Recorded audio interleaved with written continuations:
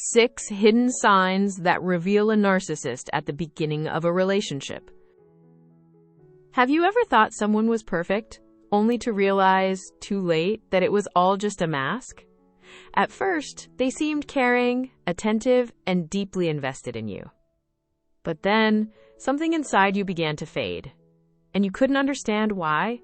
If you've ever felt that strange confusion, like being loved and emptied at the same time, respected and yet ignored, you may have crossed paths with a narcissistic personality. And the scariest part is, the signs were there from the very beginning. No one ever taught you how to see them. In this video, I'll walk you through 6 hidden signs that reveal a narcissist at the beginning of a relationship. These aren't screams or insults. They're sweet words, small gestures, seemingly harmless behaviors that, over time, become emotional traps. And at the end, I'll share a bonus 7th sign, the most confusing, the most invisible, and often the most painful. Because when someone shows their best to everyone else and their worst only to you, you start to question your own emotions. Stay with us until the end. That last sign might finally explain the unease you've never been able to name. If this message resonates with you, subscribe now to Chosen One's Awakening for weekly insights that help you understand, heal, and rise again. 1. When he can't tolerate no, criticism, or waiting and makes you feel guilty. At first, he just seems like a sensitive person. He reacts badly to a change of plans, an unexpected comment, or a small unexpected event that, for you, would have no importance.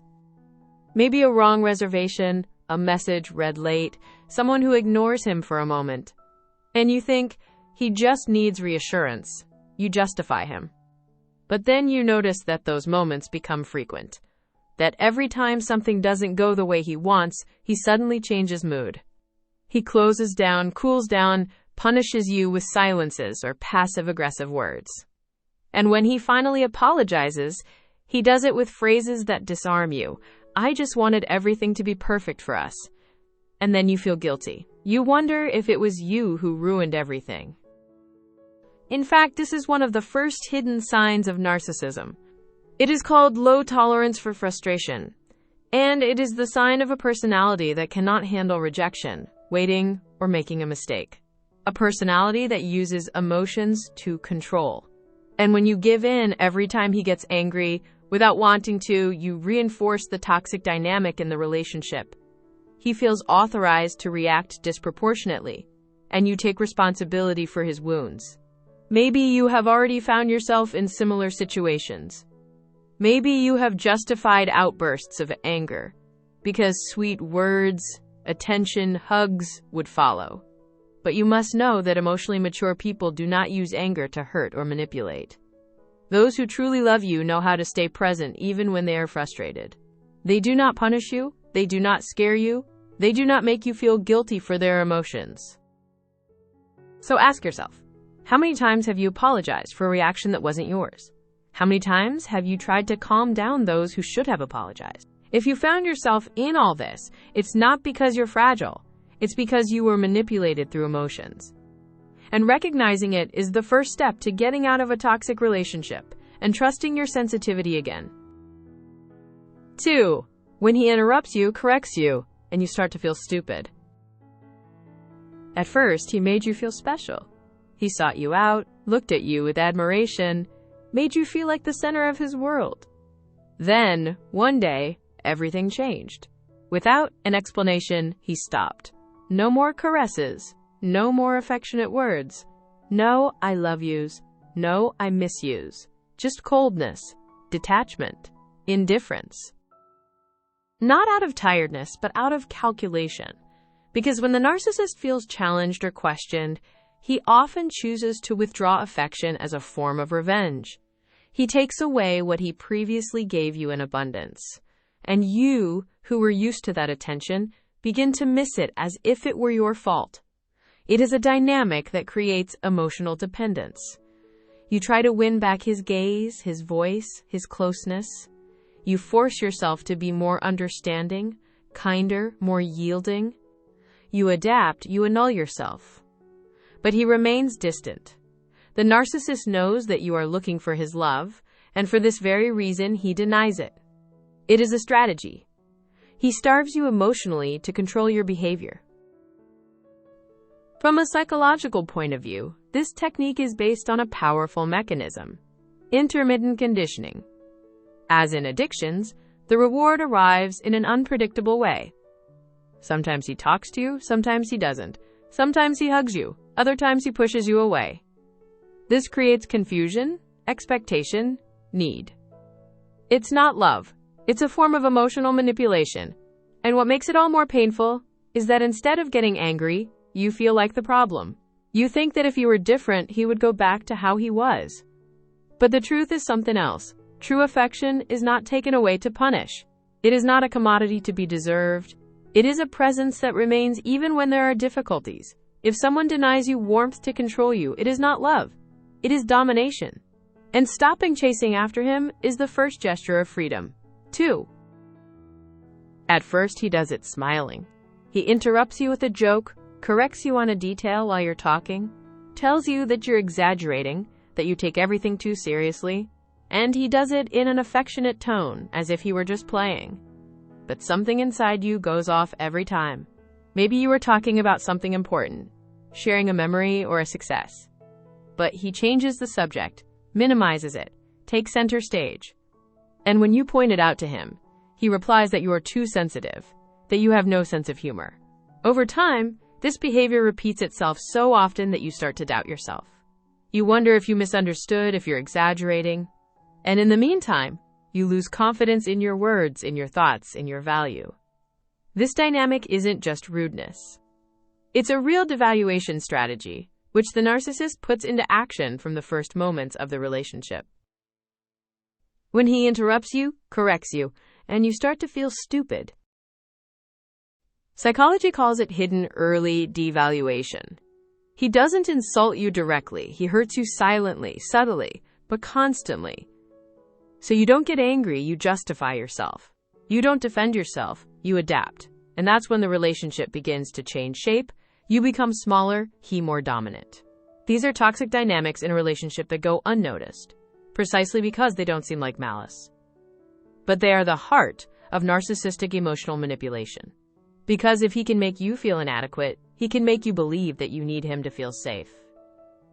Remember, in a healthy relationship, you feel listened to, valued, supported. If, on the other hand, every conversation leaves you with the doubt of being wrong, it's not a question of sensitivity. It's a warning bell. And you have the right to be heard. You have the right to take up space. You have the right to exist in your own voice without anyone making you feel bad about it. 3. When he asks you to choose, but the only right choice is always him. At first it seems like romance.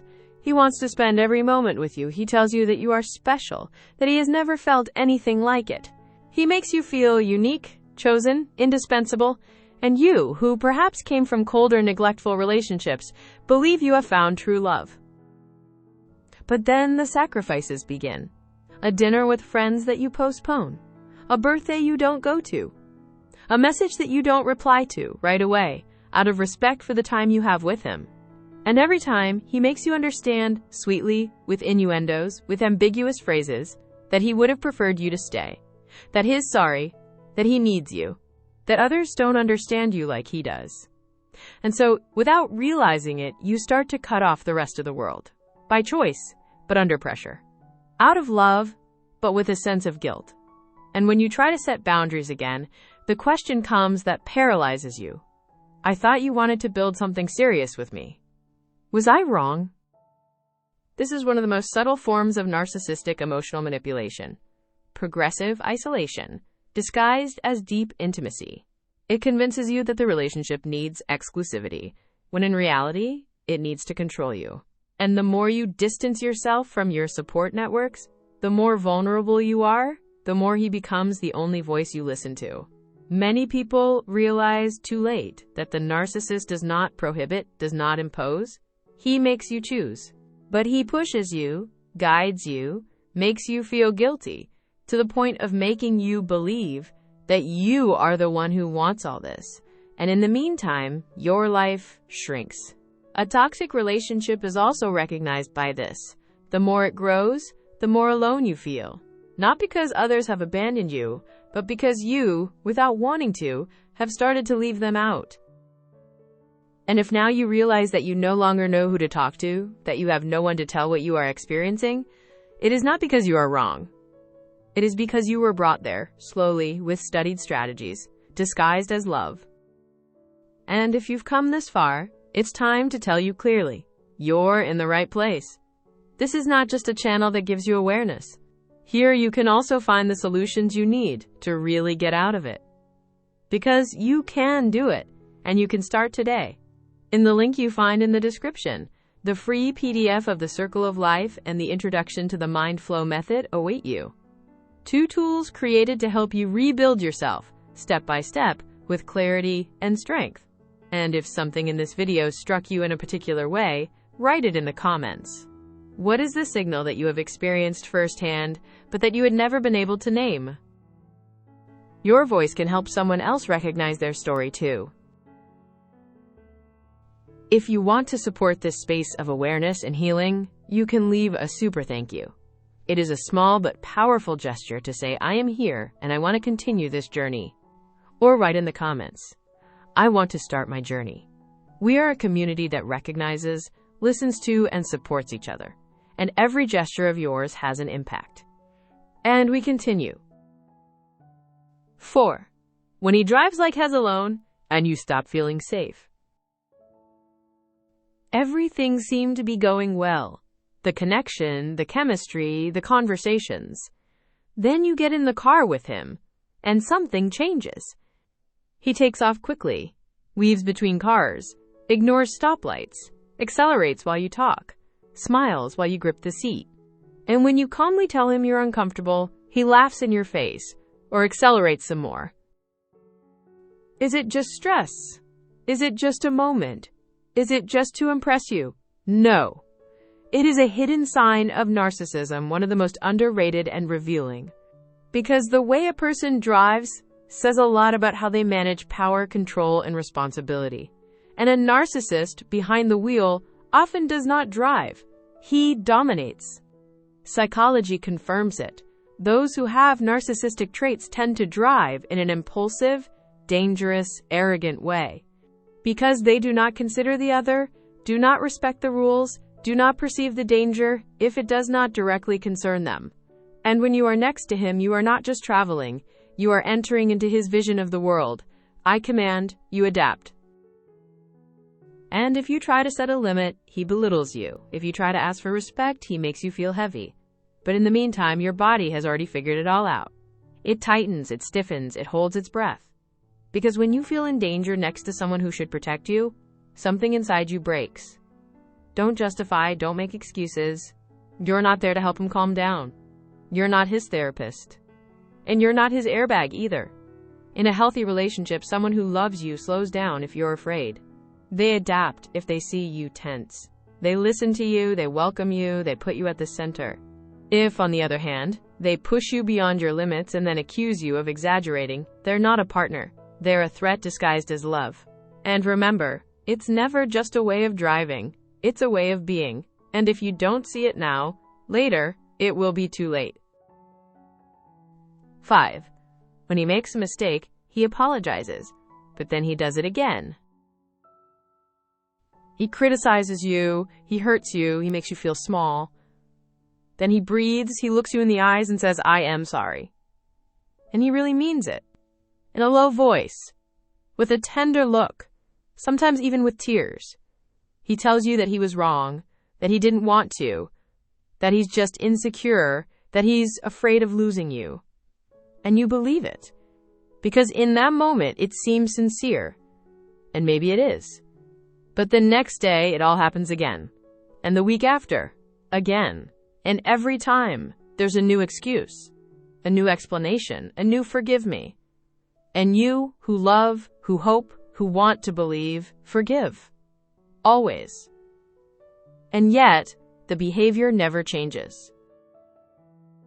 This is one of the most devastating signs of narcissistic emotional manipulation, the illusion of change. The narcissist is not always cold or distant. Sometimes he is affectionate, involved, hurt by what he has done. But that pain never brings true transformation.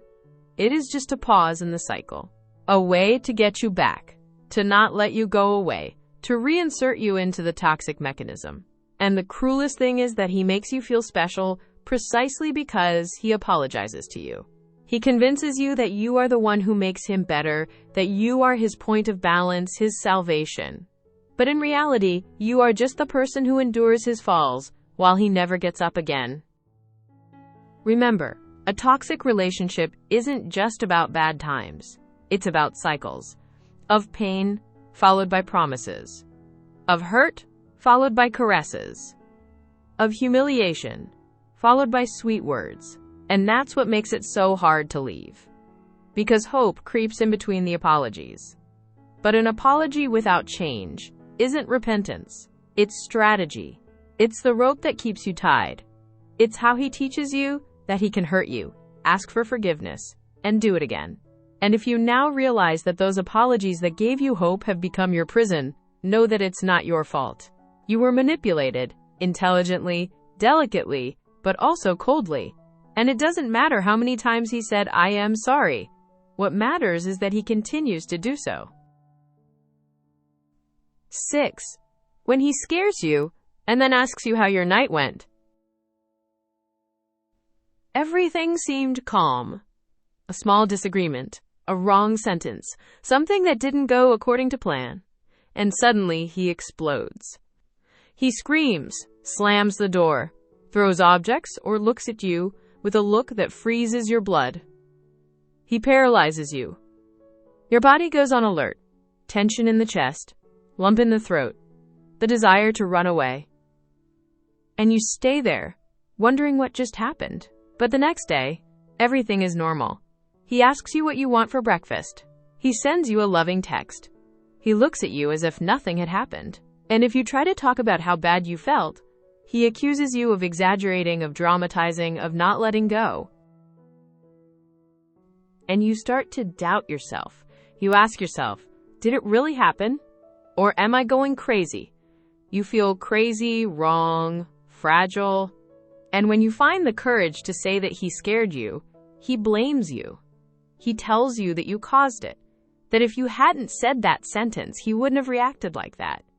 This is one of the most destructive dynamics of a narcissistic relationship, because it creates an emotional vortex in which love and fear become confused. It's called trauma bonding, the emotional bond that arises from the constant alternation between affection and violence, between caresses and threats. Your body registers the danger, but your mind erases it. Because in the good times, everything seems to vanish. And you cling to those moments. But it's precisely this alternation that keeps you stuck, because you can no longer distinguish love from fear. And the narcissist knows it. An emotionally healthy person can get angry, but they never scare you. They don't make you tremble. They don't make you feel wrong just because you got scared. And above all, they don't forget what they did. If they do, it's because they want you to forget it too. And if you don't recognize this signal, you risk normalizing the abuse, romanticizing the calm after the storm, believing that everything will be okay if you are more patient, more understanding, stronger. But the truth is that you don't need any strength to stay where you're hurt. You need strength to get out.